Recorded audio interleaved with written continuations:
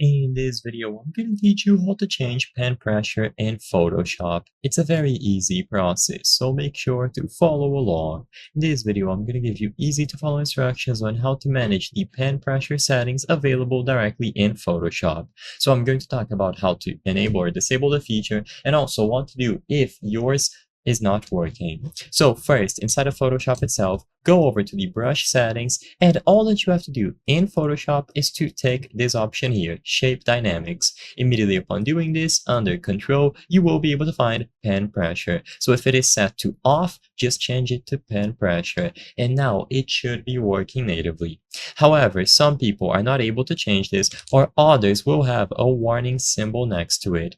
If this is the case for you, you will have to do two main steps. First of all, update the drivers for your specific drawing tablet or pen.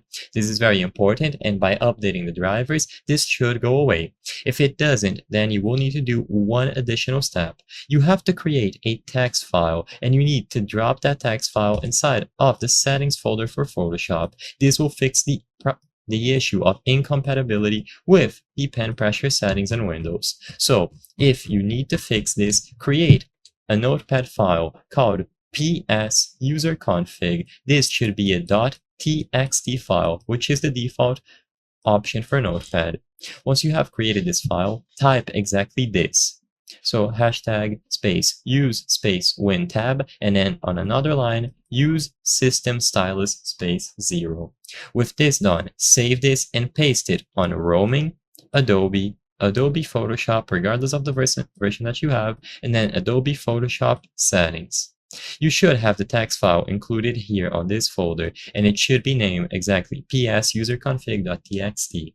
This will work for any version, and of course, if you changed the install directory of Photoshop, you will have to place it there instead. But by default, it should be on Roaming. So go to App Data Roaming, and you will be able to drop it here.